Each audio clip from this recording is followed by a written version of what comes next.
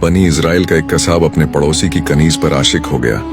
वह बहुत ज्यादा खूबसूरत थी। कसाब उसको रोजाना देखता लेकिन कभी बात ना कर सका। इत्तेफाक से एक दिन कनीज को उसके मालिक ने दूसरे गांव किसी काम से भेजा। कसाब को इस बात का पता चल गया। उसने सोचा मौका हाथ से क्यों जाने दूं। कसाब भी दुकान बंद करके कनीज के पीछे चल पड़ा। जब वह जंगल से गुजरी तो अचानक कसाब ने पीछे से आकर उसे पकड़ लिया और उसे गुनाह करने पर आमादा करने लगा। जब उस कनीज ने देखा कि इस कसाब की नीयत खराब है तो उसने कहा, ऐ अल्लाह के बंदे, तू इस गुनाह में न पड़। हकीकत यह है कि जितना तू मुझसे मोहब्बत करता है उससे कहीं ज्यादा मैं तेरी मोहब्बत में गिरफ्तार हूँ। लेकिन मुझे अपने मालिक हकीकी जुल जलाल का खौफ इस गुनाह के इरतकाब से रोक रहा है। इस नेक सीरत और खौफ खुदा जुल जलाल रखने वाली कनीज की जुबान से निकले हुए ये अल्फाज तस्सीर का तीर बनकर इस कसाब के दिल में पियुस्त हो गए और उसने कहा, जब तू अल्लाह जुल जलाल से इस कदर डर रही है तो मैं अपने पाक परवरदिगार जुल जलाल से क्यों न डरूं। मैं भी तो उसी मालिक जुल जलाल का बंदा हूँ।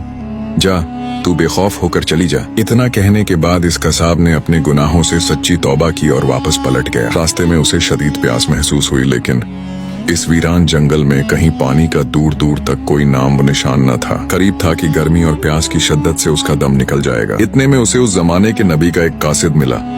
जब उसने कसाब की ये हालत देखी तो पूछा, तुझे क्या परेशानी है?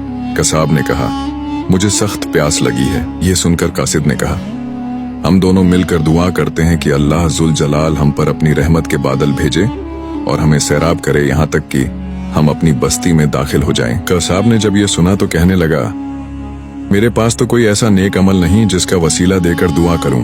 आप नेक शख्स हैं, आप ही दुआ फरमाएं। इस कासिद ने कहा, ठीक है, मैं दुआ करता हूँ, तुम आमीन कहना। फिर कासिद ने दुआ करना शुरू की और वह कसाब आमीन कहता रहा। थोड़ी ही देर में बादल के एक टुकड़े ने इन दोनों को ढांप लिया और वह बादल का टुकड़ा इन पर साया फगन होकर उनके साथ साथ चलता रहा। जब वह दोनों बस्ती में पहुंचे तो कसाब अपने घर की ओर रवाना हुआ और वह कासिद अपनी मंजिल की तरफ जाने लगा।